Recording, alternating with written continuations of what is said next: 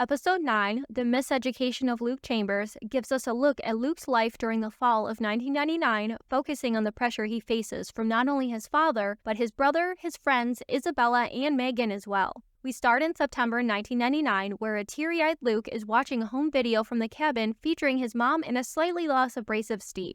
Later in the day, Luke is floating in the pool when Brent flips him over into the water and holds him under until Steve yells at him to let his brother up. Luke, standing up for himself, yells at Brent, but his father tells him not to get dramatic. They gather for cake, celebrating what would have been their mom's 44th birthday, and Steve comments on Luke reminding him of their mother, so Brent, unable to let Luke have one nice thing, mocks Luke for being more in touch with his feminine side. In town after their first day of school, the trio, Isabella, Megan, and Luke, are hanging out when Isabella gives the couple a compatibility test from a magazine. Luke grabs the magazine to look at it just as Jeff and the scumbags pop up, making fun of him and commenting hoes before bros when Luke chooses to hang out with Megan and Isabella instead of the guys. In October 1999, Luke opens up to Megan about not having anything to talk about with his dad since Brent went back to school. He tells Megan that his emergency contact might technically be his dad, but she's his in case of everything, and earnestly tells her that he doesn't know what he'd do without her. Later, he shows up to his dad's office, and while Steve is excited to tell him all about the Northland project and starts talking about all the stuff Luke will learn at Branson, Luke tries to tell his dad that actually he wants to join the Coast Guard, to which Steve says no, absolutely not, never in a million years, you're going to Branson, end of story. But Luke doesn't accept that, as we see he had his application for the Coast Guard Academy sent to the police station to keep it a secret from his dad. His plan is to apply, get in, and then let his dad know that he's going, but Sheriff Meyer encourages him to try talking to his dad again, as if he doesn't know the kind of asshole Steve is. In November 1999, the trio are dressed up as Matrix characters, and when Megan heads upstairs to grab her glasses, Isabella starts acting weird, telling Luke there's a big world outside of Chatham and he should follow his own dreams because Megan definitely is. He questions why he can't just be Megan's charming accomplice, and Isabella says that role is already taken and there isn't enough room in her life for the both of them. Huh? Isabella, you're the one that encouraged Megan to go for it with Luke, and you said they were soulmates. They were Endgame, but now you're being weird and possessive? Whatever. Next, we see Brent hanging out with the guys, talking about his tapes when Luke interjects with some mild dissent, and Jeff and Brent rag on him, Brent saying Luke doesn't have the stones to make a tape. Later at Megan's house, Luke is left waiting for her as she comes home from the bar with Isabella,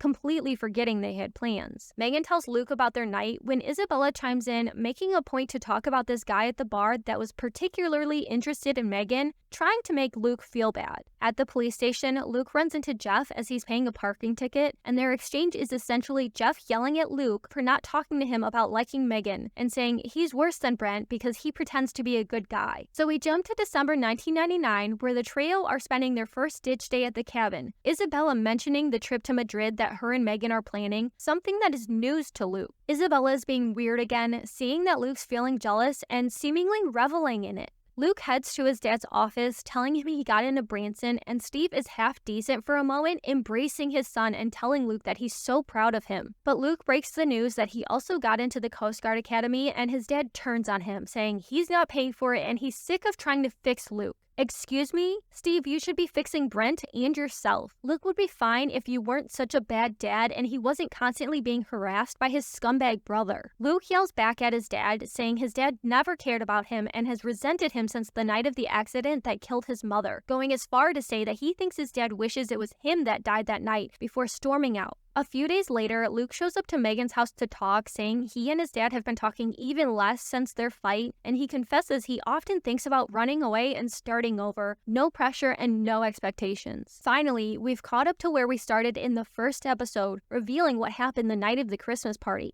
Perpetually unhappy with Luke, Steve pulls him aside and chastises him for his snarky comment about the Chambers way and says he's embarrassing the both of them. Luke says he doesn't care about what other people think, and Steve insists that he should, because reputation is important. Steve gets aggressive, shoving Luke and telling him that Branson is happening, end of story. But Luke turns around like, oh, you think so? And heads into Brent's room and grabs one of Brent's sex tapes, handing it to a server to play for the Christmas movie. But when the tape starts playing, Luke realizes it's the tape of him and Megan, which explains why he looks so guilty that night. Fast forward a couple of days, the guys are hanging out at the cabin talking about the tape, and Luke's seeing Isabella on the side. Luke tries to shut down the conversation, but the guys persist, praising Luke for hooking up with Isabella. When asked if he has a tape with Megan too, Luke says no, which Jeff knows isn't true, commenting on the tape not showing much of anything before Brent again challenges Luke to making a tape with Megan, and Luke retorts, "Give me time." Later at the cabin, Luke tries to lead Megan to the bed, but she isn't comfortable since the sex tape. Luke kinda sees how upset she is, worried about being watched, and he promises her it was a one-time thing that will never happen again. The day before the plunge, Luke's sitting home playing video games after Megan bailed on him. He tells his dad things are different since the tape, like there's a wall between them now, and his dad basically says it's time to move on, there are plenty of fish in the sea. From there, we know that Luke goes to the plunge with Isabella, kisses her, lies to Megan about it, talks himself up to the guys at the Y2K party, and heads back to the cabin with Megan. The girls drug him, record him, and Isabella ends up shooting at him. As expected, the shot grazed his ear. Isabella insists that the gun shouldn't have gone off, but Luke shoots back that she's wanted him out of the picture for months. Megan tends to Luke's ear while Isabella tells her they have to leave. She takes the tape from the camera as insurance that Luke will keep his mouth shut about what happened if anybody comes across him. Urging Megan to come with her, Isabella grabs the pills, Debbie's prescription, and leaves the cabin. Megan stays behind and breaks the news of her pregnancy to Luke, who freaks out and quickly tells her that they can talk to his dad because he knows how to get it taken care of. Upset by his reaction, Megan says she never wants to see him again and leaves him tied up at the cabin. Luke struggles with the rope around his wrist, but eventually gets free. Getting out of bed, very unstable, he grabs a flashlight and stumbles out of the cabin into the dark of the woods, making his way to the dock before he pages somebody. We see that Megan and Isabella are both lying awake in their beds before cutting back to Luke, waiting at the dock as somebody walks up, Luke looking up at them and saying,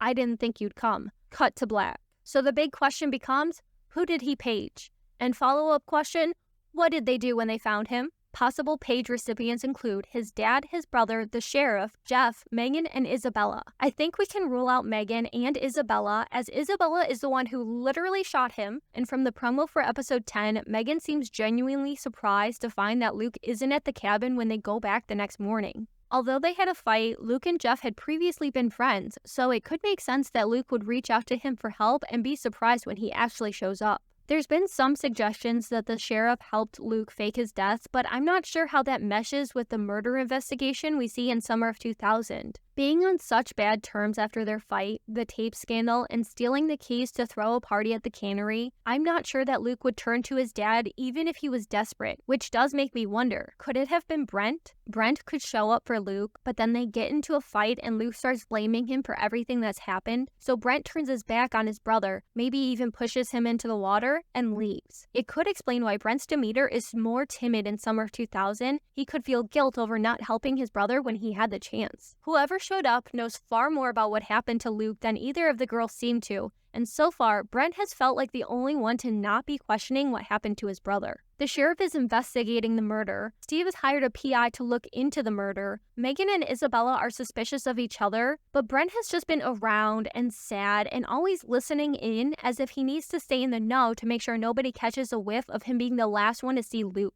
Even with someone showing up to the dock, I'm not ruling out the possibility that Luke's death was an accident or a suicide, especially if it was Brent and they got into a fight. Luke was already in a fragile place as he wandered to the dock. It wouldn't take much to push him over the edge. I like that this episode showed the pressure Luke was feeling from everybody in his life expecting him to act a certain way, and his struggle with trying to navigate all the different expectations people had of him. There is a lot of sexism in this small town, toxic masculinity emanating from the Chambers family and fostered within Luke's friend group. And so far, we've seen how it's hurt the girls, but this episode gave us a look at how it's affected Luke as well. I also want to point out that Jeff, Mr. I would never do that to you, was just as involved with the same dirtbag friends that Luke was, maybe even more so. He calls out Luke for being worse than Brent because Luke acts like he's a nice guy, but Jeff is being entirely hypocritical in this moment. He too acts like a nice guy, but harasses Luke just the same as his friends. Had Megan continued dating Jeff, he would have faced the same mockery that Luke did and heard the same challenge that he doesn't have the stones to make a sex tape. And I fully believe that he would have made one of Megan while still believing himself to be a good guy, just like Luke. Maybe I'll do a more in-depth character analysis video, but for now, I need to know who you think showed up to the dock. So please share your theories in the comments to help get me through this week until the final episode. Be sure to like and subscribe. Please and thank you. Bye.